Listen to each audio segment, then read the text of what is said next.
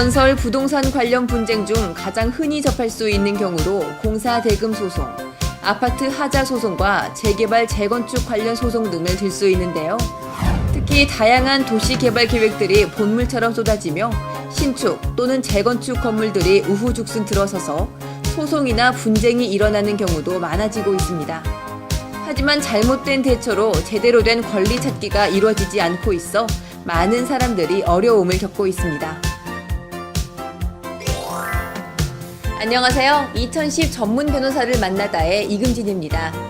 시공사가 공사를 끝마쳤음에도 불구하고 공사 대금을 받지 못했거나 또는 큰맘 먹고 내 집을 마련했는데 그 집에서 하자가 발견됐을 때 어떻게 해야 할까요?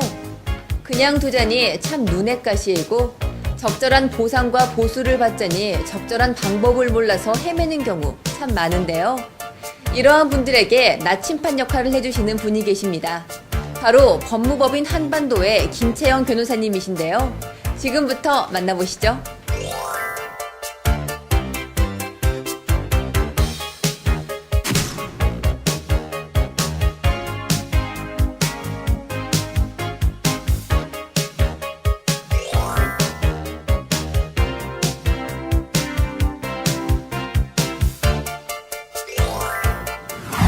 변호사님 안녕하세요.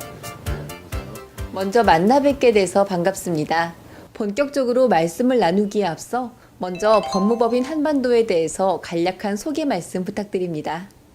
저희 법무법인 한반도는 전문화되고 국제화된 소구의 로펌 문화와 전통적인 우리의 법조 문화를 모두 포용하여 한국의 대표적인 로펌으로 성장하고자 완벽한 법률 서비스 제공, 고객의 정당한 이익과 권리 보호, 고객의 입장에서 문제를 해결하고 하는 자세 등으로 고객 만족도를 높이는 동시에 법 질서를 수호하고 사회 정의에 앞장서고자 노력하고 있습니다.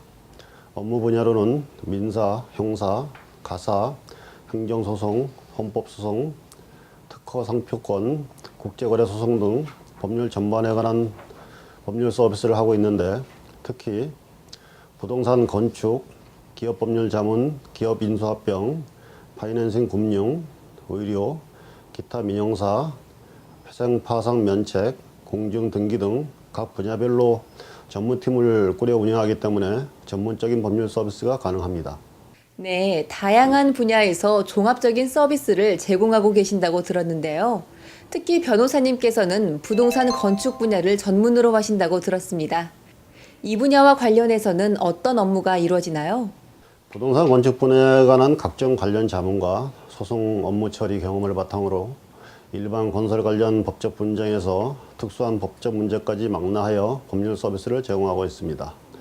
부동산 건축이 밀접한 관련을 갖고 있지만 건축공사 관련해서는 시공사가 하게 되는 공사대금 청구, 또 발주자가 하게 되는 관련 공사의 하자보수 청구, 하자보수 보증금 청구, 지차상금 청구, 미시공공사에 대한 공사대금 감액 청구, 제3자와 관련된 일주권, 조망권, 소음, 진동 등과 관련된 손해배상 청구 등 건설 분쟁 전반에 관하여 법률 자문과 소송 업무를 수행하고 부동산에 관하여는 부동산 거래에 관한 계약서의 검토와 작성, 컨설팅 업무, 경매, 소유권 등과 관련된 소송, 재개발, 재건축과 관련된 자문 및 소송 등을 수행하고 있습니다. 건설 부동산 소송이 다른 일반적인 민사 소송과 다른 특색이 있다면 무엇인가요? 건설 분쟁의 발생 원인은 건설공사 계약의 이행이 상당히 긴 기간 동안에 걸쳐 이루어지고 채무 이행의 구체적인 내용을 확정 짓는데도 곤란한 점이 많고 또 공사도급 계약의 내용이 애초부터 부실하다는 점, 또 설계 시공상 건축주와 시공자의 느낌과 선호도가 달라서 완성물에 대한 기대가 서로 다르다는 점, 또 장기간에 걸쳐 복잡 다양한 공정을 거치므로 처음 계획하고는 달리 변경 시공이 불가피하다는 점, 또 건축 화재 발생 시 원인이 다양하고 복잡하여 그 판단이 곤란하다는 점 등으로 인하여 필연적으로 분쟁이 발생하게 됩니다. 따라서 건설 분쟁은 쟁점이 많고 복잡하고 시간이 경과함으로써 증거가 소멸되거나 가치가 감소하여 증거가 부족하고 분쟁이 발생하면 후속 공사를 못하는 경우가 많아 시간 경과 그 자체로 치명적인 손해가 발생하고 투자한 금액이 거액이기 때문에 감정 대립이 심한 편이고 또 객관적인 증거 없이 일방적인 증거로 주관적 판단을 내세워 무리한 주장을 하는 경향이 강합니다.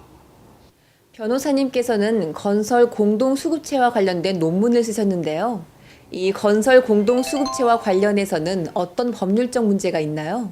우리나라에서는 1960년대 이후 건설공사 규모가 커지면서 나타나기 시작했고 1983년 3월 예산회계법 시행령에서 중소건설업체의 수주기회를 확대하고 기술 습득을 지원하고자 제도적으로 도입하게 됐는데 아직까지 그 제도에 관한 연구 부족으로 계약 내용에 대한 모순이 많고 법제도와 현실 간에도 괴리가 큰 상태입니다.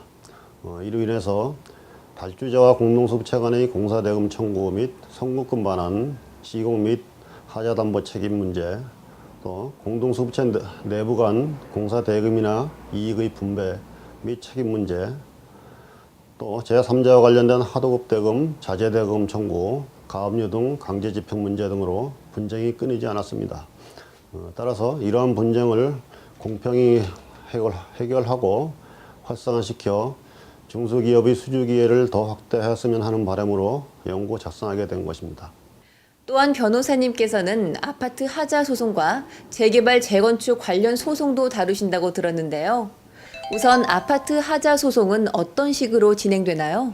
아파트 하자 소송 절차를 살펴보면 입주자 대표회의에서 시공사의 하자 발생 사실을 고지하고 하자 보수 요청을 하였음에도 그 하자에 대한 보수를 제대로 받지 못하는 경우에 하게 되는데 그러한 경우에 하자 소송 여부를 입주자 대표회의에서 결의하면 그에 따라 입찰이나 수의계약을 통해 소송 대리인은 변호사나 법무법인을 선정한 뒤 소송을 진행하게 됩니다. 요즘은 주민들이 권리 주장이 강하고 입도위에서는 소송과 관련한 이의나 뒷말을 듣지 않기 위해서 입찰의 형식을 많이 띠는 경향이 있습니다. 저도 하자 소송을 준비하는 입도위에서 아파트에 대한 하자 소송을 준비 중이니 입찰에 응하라는 연락을 받은 적이 많이 있습니다. 그렇다면 하자 소송의 원인이 되는 하자의 종류에는 어떤 것들이 있을까요? 아파트도 물건에 해당되기 때문에 하자 담보 책임을 지게 되는데 그 하자의 내용으로는 완성된 건축물이 사용 중에 공사의 부실로 발생하는 동상의 하자, 또 예정된 공정이 모두 종료하였으나 건물의 주요 부분이 아닌 공사가 누락된 미시공, 당초의 계약 내용을 임의로 변경하여 시공한 변경 시공 등이 있습니다. 선분양 후 시공의 경우에는 분양 카탈로그나 모델하우스 등을 보고 그대로 시공될 것이라고 믿고 분양을 받았으나 나중에 보니 그것과 달라서 문제된 것이 많이 있었는데 대법원은 그 내용이 구체적이고 분양자가 자력으로 이행이 가능한 사항으로서 수분양자가 그것을 신뢰했다고 보이는 경우에는 이를 분양계약의 내용에 포함시켜야 한다고 판시하였으므로 분양 광고에 나타나는 아파트 바닥재, 원천 광고, 유실수 단지, 테마공원 조성, 콘도 회원권 부여 등은 분양계약의 내용이 되므로 하자 소송이 가능하고 도로 확장, 대학교 이전, 전철 복선화 등은 분양자가 이행할 능력이 없으므로 계약 내용으로 이행을 구할 수 없다고 할 것입니다. 하자 보수 의무는 사업 주체는 사용검사 후의 하자는 물론 사용검사 전의 하자에 대해서도 책임을 지지만 보증회사는 사용검사 후의 하자에 대해서만 보증을 하기 때문에 사용검사 전의 하자에 대해서는 보증 책임이 없게 됩니다. 하자 소송을 준비하는 사람들의 주된 관심사는 아무래도 하자 소송의 비용과 시간일 텐데요. 이 하자 소송에 소요되는 시간과 비용은 어느 정도로 예상하면 될까요?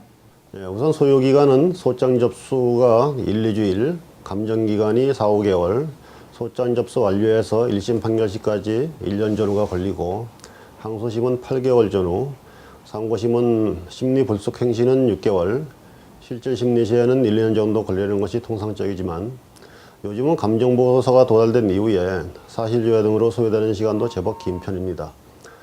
그러나 1심 재판 단계에서 조정으로 끝나는 경우도 많고 1심 판결을 수용하여 항소를 하지 않는 경우도 많이 있습니다.